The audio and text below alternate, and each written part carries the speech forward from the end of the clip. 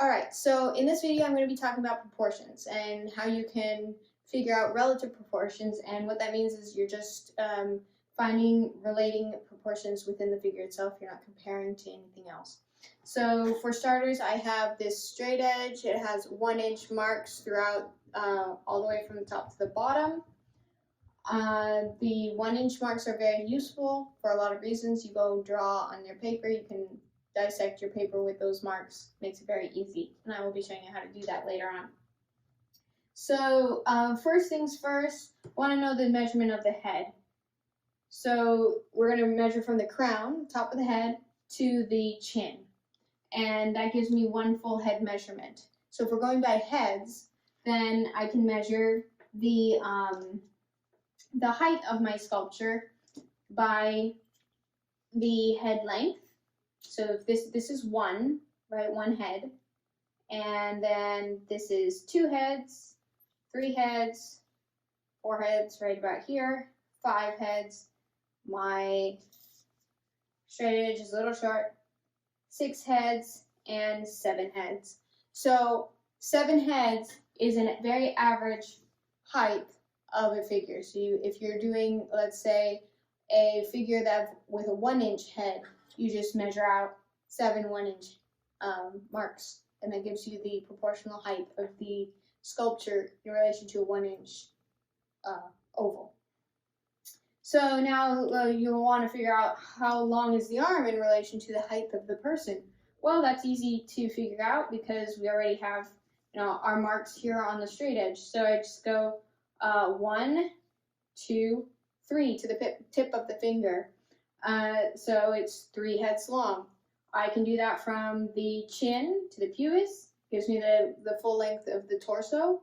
So again, that's 1, 2 and a half. So 2.5 heads. It's the length of the torso. Here I have, let's measure from the connection of the leg here, or you could do it from the pelvis, whatever works for you, but I'm going to do it from this connection here. So 1, 2, 3.5 plus 1/4. So that would be how you'd go about relating the proportions in length. And you can also do it in width. How many heads wide is my figure? Well, here I have 1.5 heads is the width of the shoulders. How about the width of the rib cage? 1 full head. How about the width between the knee, right above the knees? 1/2 a head. How about between the legs? Another 1/2 a head. So I can figure out my widths here, and you can also, if you have a side view, you can continue your measurements with the head measurements at this view. So how wide is the skull at different points, and you can mark that on your paper. So you can just work your way through the body this way. Now, of course, I'm showing you a skeleton proportion. These measurements are going to change as you put the clay on and you put muscles on. I'm going to be talking about that throughout the course and how that's going to affect your work and how you can make the adjustments as we go forward. So anyways, this is basic information about how to do relative proportions on your sculpture. And I look forward to showing you how to draw a scheme and getting started on your armature.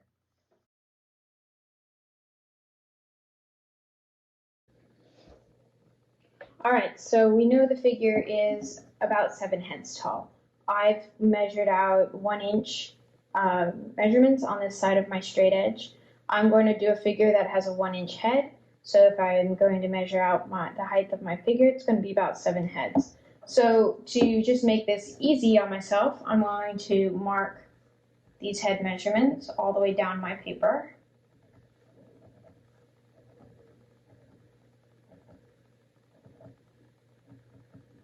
On both sides. Then what I'm going to do is I'm going to dissect my paper by head lengths with straight lines across the paper. What that does is allows me to be accurate with my proportions when I start drawing in the figure onto the paper.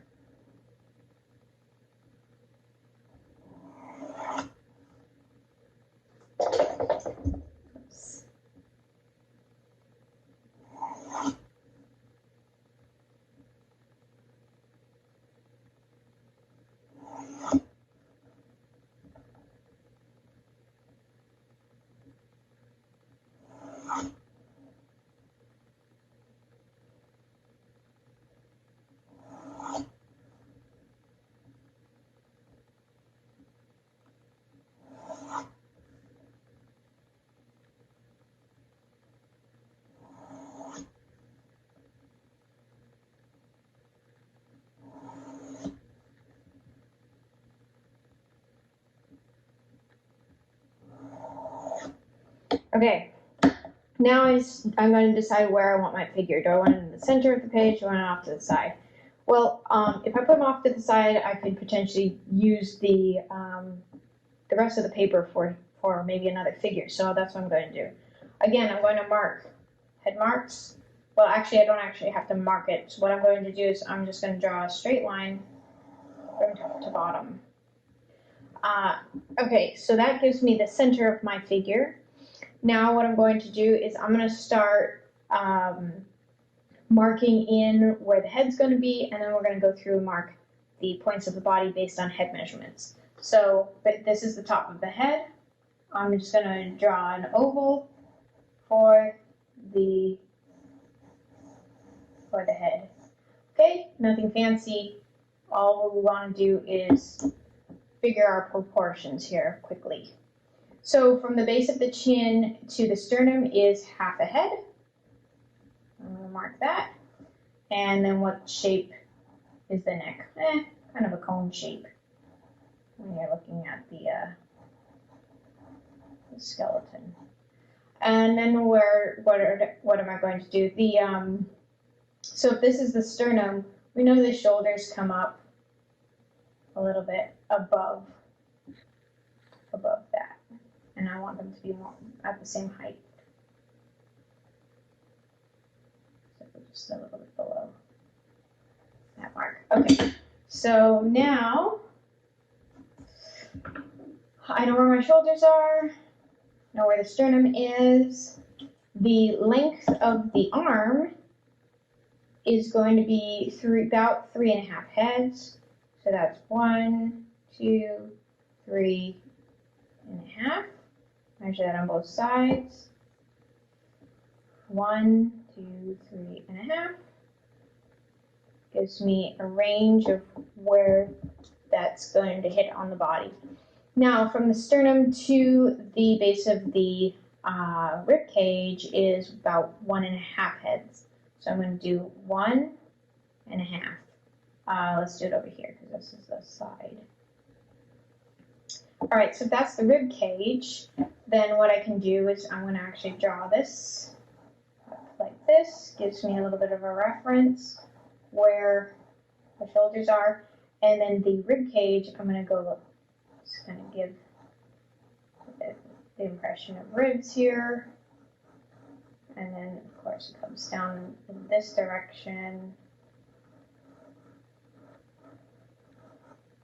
Okay, and I'm not being specific about my technique for my pencil or anything like that. All I want to do is get lines on a page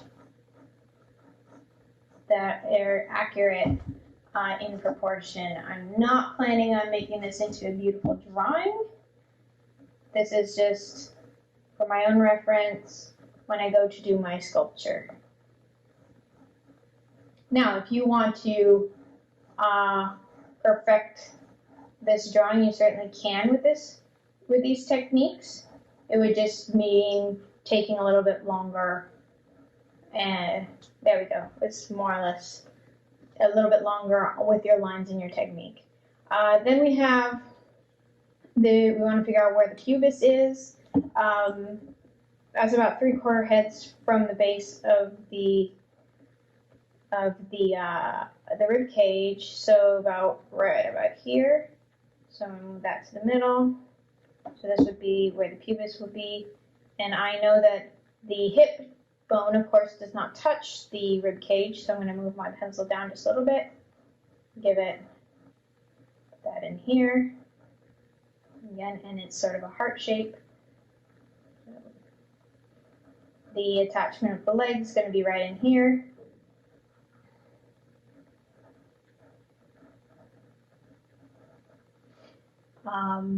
If you want to get fancy, you put some of the bone features in there. And then we have the measurement for the legs. So, leg measurements. That's going to be 4.5 heads from the attachment. So, I'm going to do 1, 2, 3, and 4 right here. And then again, 1, 2, 3, and 4. Okay, so those are the legs, and that's to the base of the foot. So ankles and knees and all that is going to come up ahead. So then what I'm going to do, so I have this beautiful little round attachment up in here. So I'm going to draw these. Now legs do not come straight out of the body.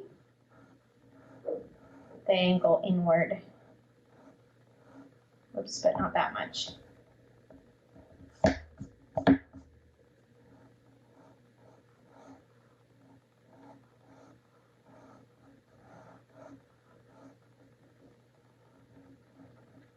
Bones get larger towards the knees.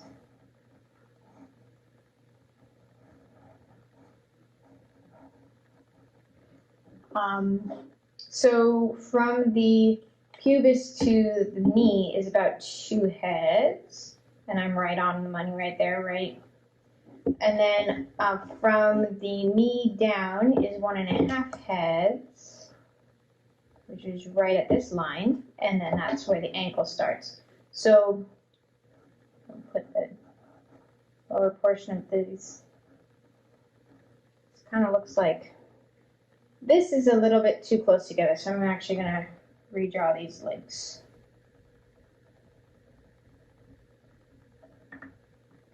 Accurate in length, but I don't want my knees that close together. Starts all the way from up here. Give myself a paper cut. Okay. So just a little bit less of an angle here. And again, this here.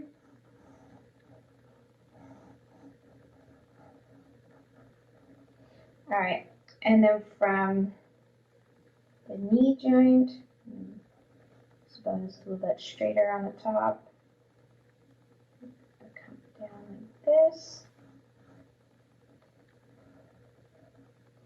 And, oops, I don't want to make it too long.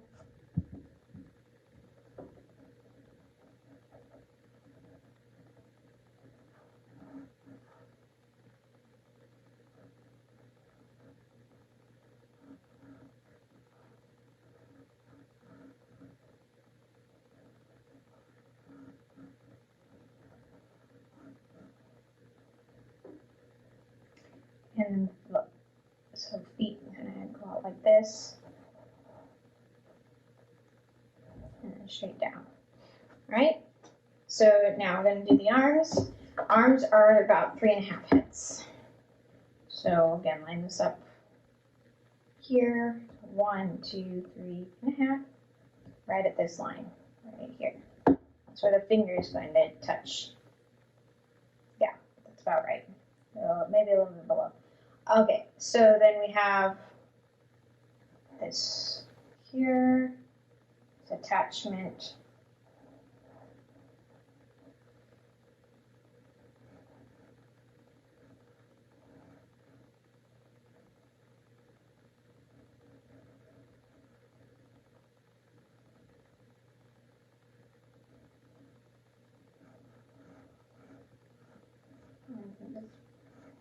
Here, and the hand. Let's see. Yeah, a little bit. This is a little bit too long. So, the hand, the thumb's gonna go like this. It's gonna angle in. Okay, same thing on this side.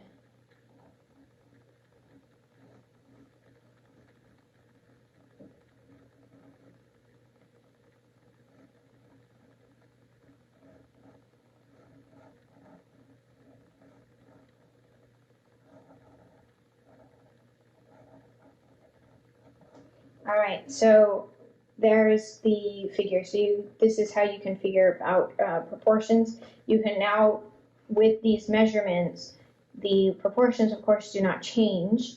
What you can now do is put your figure into a composition. So what you would do is just play around with moving the arms moving the arms and the legs and the torso and all such, but proportions would stay the same, but you would go about doing it the same way.